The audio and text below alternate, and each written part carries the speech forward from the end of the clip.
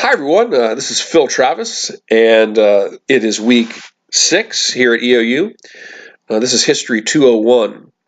And this week we have a quiz, and our quiz is on our primary reading this week. Our primary reading for the week comes from our textbook, Give Me Liberty, our Eric Foner textbook, and the reading is from Chapter 8. This week's reading, we're going to look at the early Republic. Particularly, we're going to be examining the period from the presidency of Thomas Jefferson through the War of 1812, which is a really, really important period of time in the founding of the early Republic. So we have a quiz again this week on that reading. I'll try to give you a little extra time, maybe 35 minutes, so that everybody can do really well in the reading. Those of you who wrote the first paper option, I will get those graded soon. Remember, for anybody that didn't write the first paper option, you have 2 more options during the term to write your one paper. Now, if you didn't write the first paper, I highly recommend when the time comes around here in a couple of weeks that you write the second paper, I'm sorry. And the reason I say that is because if you write the second paper and you don't do as well as you'd like to do, you can always do the third paper. I drop the lowest paper grade, so you can do 2 papers, and then I'll take the highest grade. Hopefully your first time out you get a grade you're happy with and you don't have to even think about doing a second paper, but it's nice to leave the option open. So you only write 1 paper, but there's 3 options, and in that respect you can do 1 second option if you don't leave it to the third one, and I will drop your lowest grade. And so if you did paper 1 and you don't do as well as you liked on it, you can do paper 2 or paper 3, and you are at no risk to hurt your grade.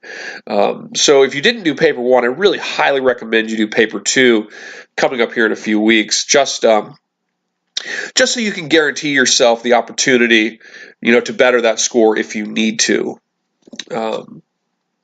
As usual this week, of course, we have our discussion forum, which relates to a conversation about international relations, particularly in the early Republic and the lead up to the war in 1812, and the policies of figures like Thomas Jefferson, the 3rd president of the United States from Virginia, and of course James Madison, the 4th president of the United States, who of course followed him to the White House.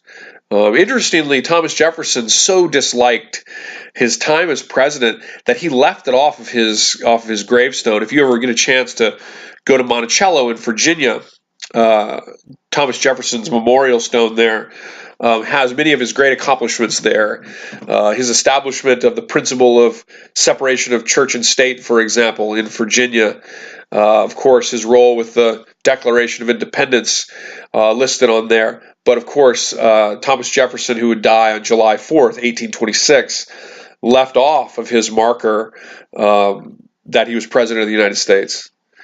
And this was largely because Jefferson, in a lot of ways, the presidency sort of challenged a lot of Jefferson's ideals, and it became a very conflicting sort of position for Jefferson. Jefferson, too, by the way, never gave a State of the Union speech. Jefferson used to deliver a written message, and he never gave a State of the Union speech. But Jefferson struggled with many issues that maybe we look back on and we say, why is that a big issue? Issues like the Louisiana Purchase. Jefferson thought it was a good deal, but he actually didn't think that constitutionally he, as president, had the right to do it. Establishing an appropriate sort of defense of the United States and the spending that was required to do that was something that conflicted Jefferson as well.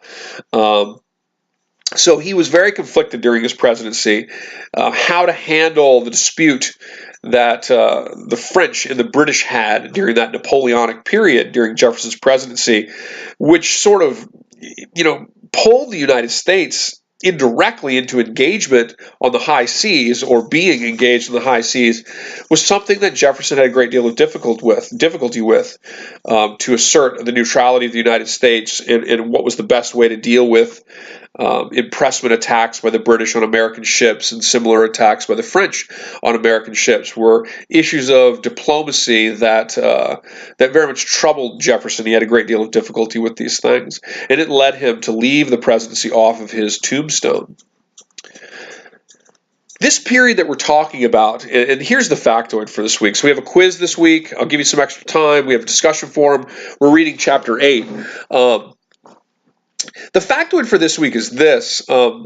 Interestingly, the War of 1812, which in some respects kind of, if you consider some of the conflicts with Native Americans and some of the engagements on the high seas to be precursor to the war. The War of 1812, in a way, sort of began before 1812, and in a way, it ended after. Well, not in a way, it completely ended after 1812. The War of 1812, technically, I suppose, was ended in February of 1815 when the United States ratified the Treaty of Ghent. But the treaty was agreed upon by the ambassadors ending the War of 1812 on December 24th, 1814. Anyway, the War of 1812 is often considered a second founding for the nation. It created new sort of national heroes, symbolic icons, war heroes like Andrew Jackson, William Henry Harrison, who was famous for defeating Tecumseh during the war. Tecumseh, the native leader, was one of the allies of the British, and of course Tecumseh was ultimately defeated in the Battle of Thames. William Henry Harrison becomes a great sort of second founding figure for the United States. Andrew Jackson, of course, in the Battle of New Orleans, becomes an iconic figure for the United States coming out of the War of 1812.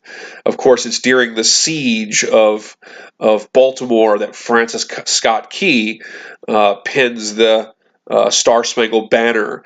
And of course, it's during the War of 1812 that the U.S. Capitol is besieged by the British, with the Capitol building being burned. All of these were very, very critical moments in sort of the United States establishing a new symbolic second founding, if you will.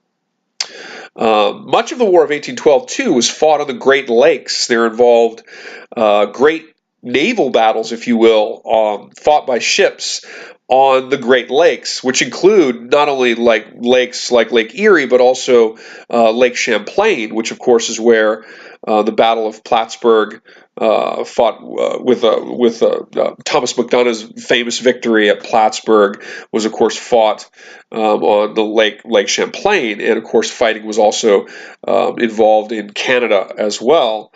The War of 1812 ended largely as a stalemate. Neither side, nor the British or the Americans, sort of achieved their objective, though some historians have suggested that maybe it was the closest thing that the United States had suffered to a military loss up to the Vietnam War, given the fact that its capital was sieged and its Capitol building burned, and the president effectively had to flee the capital. It's said that Madison actually, for a brief period of time, took up positions with an artillery command there when he was president during the War of 1812. Here's the factoid. A little overview there, but here's the factoid. Probably the most famous and remembered sort of battle and figure of the War of 1812 was Andrew Jackson. Andrew Jackson, of course, became iconic and symbolic for his great victory in the Battle of New Orleans.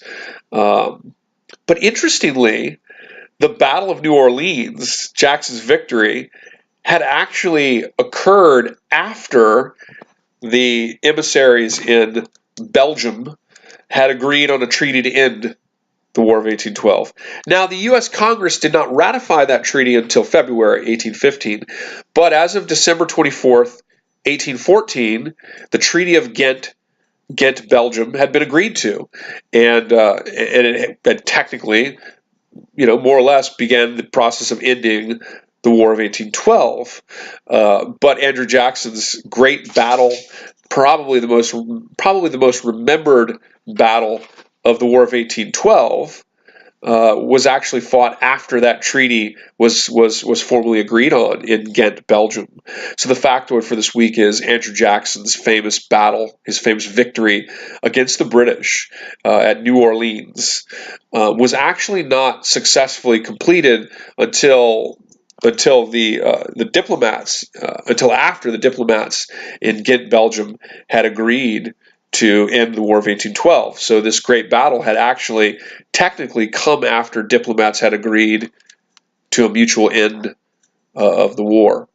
And the war ended largely as a stalemate. Okay, I hope that makes sense. Let's have a great week, and let me know if you have any questions, and I'll see you in the discussion forum.